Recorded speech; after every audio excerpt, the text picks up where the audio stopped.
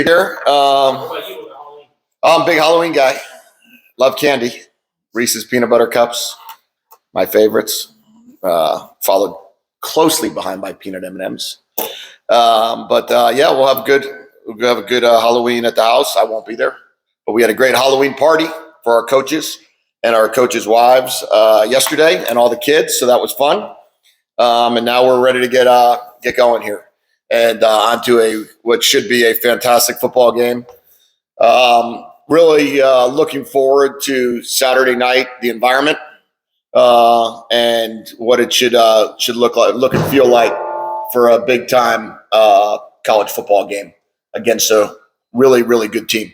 Looking back on the game that we just played, that was a lot of good film, a lot of good stuff to look at. I'd say the one thing that we didn't necessarily hit on enough after the game was what a great job our special teams did in that game.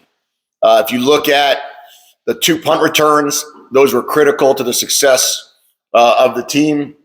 You look at the 2 punts, we only punted the ball a couple times. The one that changed field position both times, that long punt by Kyle, and then the punt that backed them up by Noah.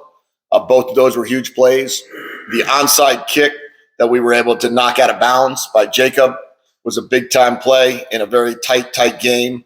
And then a 51-yard field goal by Tyler Loop. So when you look at we talk so much about offense and defense, I think it's really important just to talk in that pass game. And I talked to the team about that yesterday, what a great job our special teams did. Additionally, I think offensively and defensively, we did a nice job moving the ball and did a nice job stopping them when we needed to. And that was a critical part of it. It was a 3 and out in the most critical time of the game. It was a 5.5-minute drive in the most critical part of the game. So all in all, excited about the win against Oregon State. And now it's time to move on and get ready for our next opponent. Start with Justin and then Jay. When you consider what you guys did on special teams, like you said, I know it's tough to compare to a 38-point win, but would you say that's probably the most well-rounded performance you've had this year? As a team? Yeah. Yeah, I would say it was a very good team win. I think we talked about that after the game, holding that offense to only 24 points, 7 of which came in a 2-minute drive at the end of the game, which happened too quickly, but they were down 10 at that time. And then the way that special teams played, and I thought offensively, again, it was one of those games. We had 62 plays of offense. There wasn't a ton there. We had 1 turnover, which stopped the drive midfield. We had 3 series the whole game in the whole first half. And all in all, I thought it was an excellent team win and probably one of the best overall team games. I mean, Washington State was a pretty good one too, though. And then what's your assessment of Gunnar Maldonado the last few weeks, considering how he started the season? Yeah, I think Gunnar sometimes got trapped into people thinking he was supposed to be covering somebody he wasn't, or thinking he was supposed to be at a play that he really wasn't supposed to be a part of. So he kind of got knocked early, not rightfully so. I don't think he should have been knocked early like he was. I think he keeps getting better and better and better every single week. A lot of times there's evaluations on guys through whether it be PFF or others that you think or they think that a play's supposed to be defended by a certain guy. And it's not. So, it is what it is. But in terms of Gunnar, I thought Gunnar, he was the Wildcat of the week for us this week, which means he best exudes everything on and off the field that we're looking for as a player. He'll be in front of the media the next tomorrow, I guess it is, for you guys. And I think if you watch the way he's tackling, he had 10 tackles. And the most important part of that is when you're the safety, if you don't tackle him, that means nobody's there. So he did his job. And he does his job each week, practice and the games. And I'm really excited to see Gunnar continue to improve. Jay and then Steve. Pointing to that last touchdown drive, what did you see that told you you could run the ball the way you did in that practice? You really hadn't done that. Yeah, well, the first half we had 27 plays, I think it was. We had 18 passes and 9 runs and got ourselves they played us a little differently than we expected them to in the first half defensively, so we had to adjust to that. It was the way they played their bigs against our 12 personnel group, so we had to change some of our runs at halftime, we had to make some adjustments at halftime. And then in the third quarter, we wound up having just a couple drives, but we felt like the adjustments we were going to make were going to, come in handy at the right time. And then I felt as if we got to a point that our runners, we were able to substitute 4 different runners constantly. And when you could give Speedy a couple carries, you can give Mike some carries. You got to defend Mike out of the backfield. Then you give DJ and Jonah. I think the defensive line can get worn down a little bit. And that's kind of what we felt. And we felt as we kept being patient when the opportunity presented itself, that it was going to come, and it did. Steve and then Troy. Yeah, Jed, when you first showed the program, they talk about culture change. When do you think that officially happened, maybe last year or whatever? And 2, we've talked a lot about confidence the last few weeks. When did that happen? Yeah, well, when it comes to culture change, I mean, it starts when you walk into the door and you decide what you want the culture to be like. And then it's a matter of how many players can buy into your culture right away, believe into your culture. And then, you've got some attrition that occurs, and sometimes you have addition by subtraction. Other times you have big losses, and you have to be able to overcome those losses in terms of players. What we needed to do is we needed to get younger players older. When you get younger players older, then they could start getting the younger players behind them to understand the culture better. We needed people to be a part of, this is 2 or 3 springs prior to the season versus just 1, 3 training camps rather than just 1. All of those things go into it. Then you get, as our players continue to improve on their fundamentals. A lot of our culture has to do with being fundamentally sound, trusting the process, embracing the grind. That's a lot of what our culture is, loving your teammates. And for that to be the case, that takes time. That doesn't just happen overnight. You have to, the grind is a long period of time. Loving your teammates, you just don't love everybody right away. So we've invested a lot into that. I think that as we continue to grow, it also comes down to how good can we be schematically? Can we continue to improve there? I think we've made a great focus on terms of what we do on offense. We're a good offensive football team, and we're a good defensive football team. And that's part of our culture, being good not just in one phase.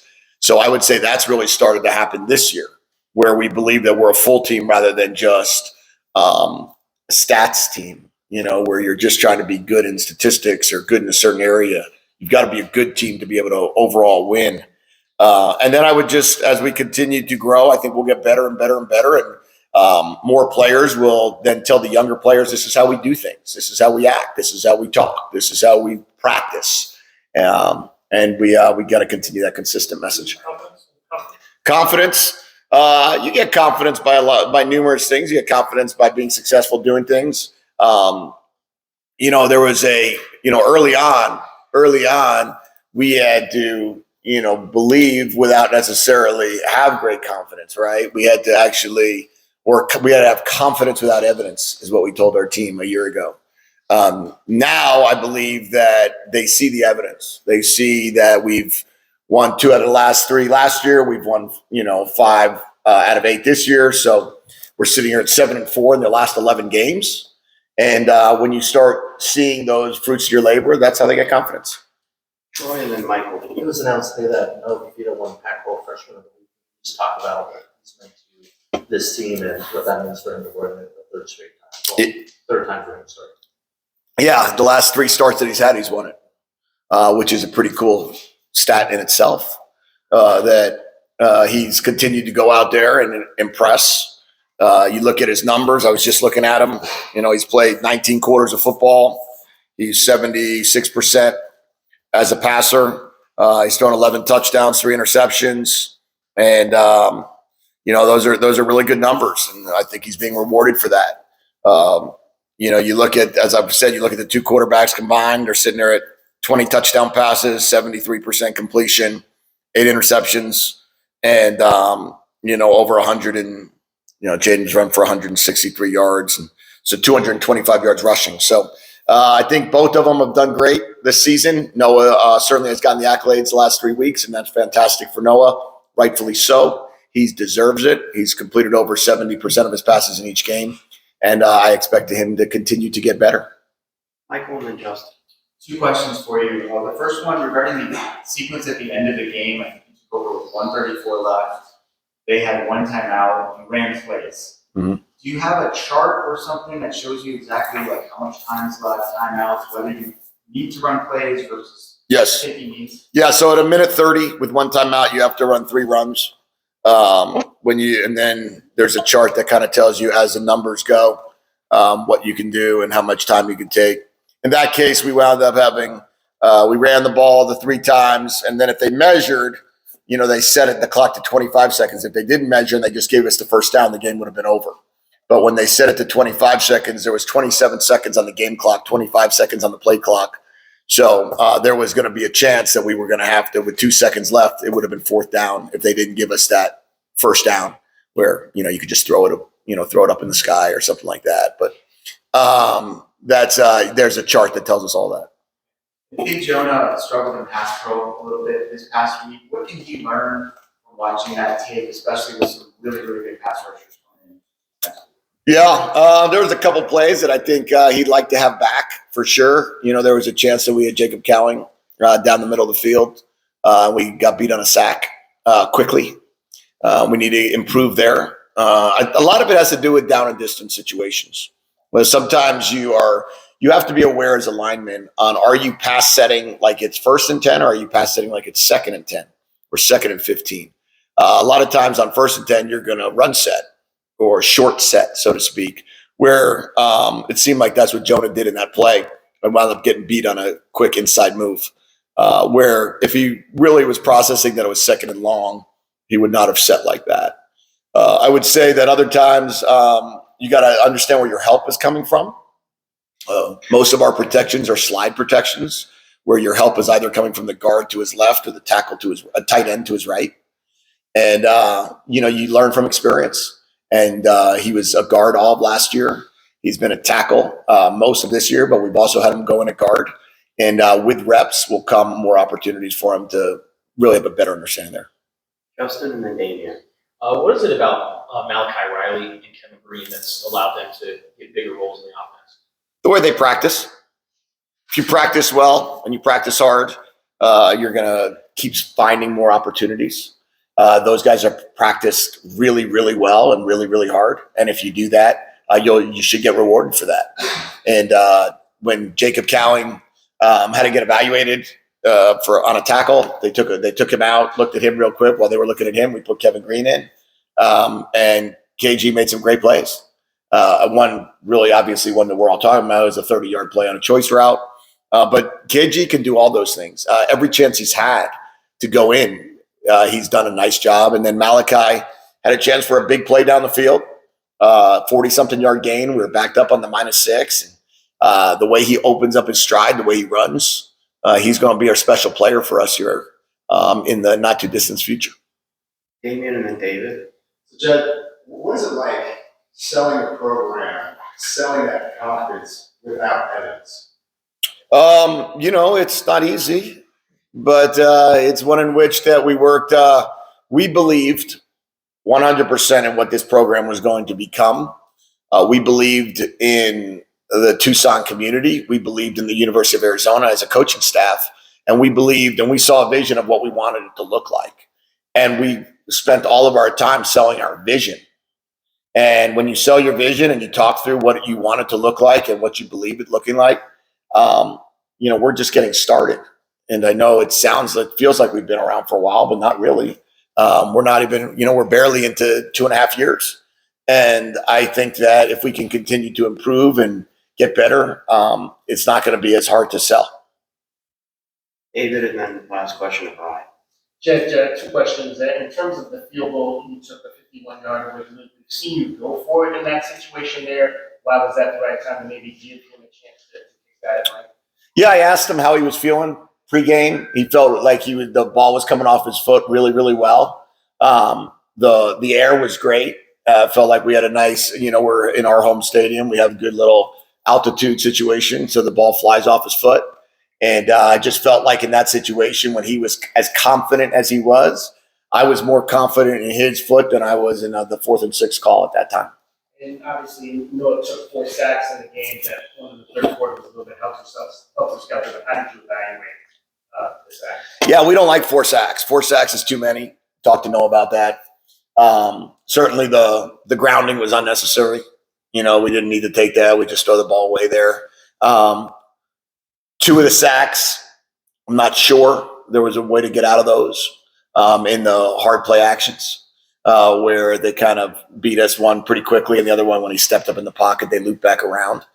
But, the goal here is to not take sacks, and how quickly you can get the ball to your hand and throw with rhythm and timing is really critical. There was a chance that he had an in cut earlier on in the game. That was the second sack of the game, I think, maybe the first. And that one he's got to let go. You got to let that one rip, and with confidence, I think he will. Last question with Ryan. Just your thoughts on how Mike Riley looked overall after being gone, and it seemed like most of the time he was in there, it was on pass plays, and I guess the choice to have him be the guy for those kind of pass plays. Yeah, Mike is. I think we all have seen how good Mike is as a pass catcher and as a blitz pickup guy. So I didn't want to play him more than about 10 or 12 plays in the game. This first game back, because you're really never sure exactly how it's going to look.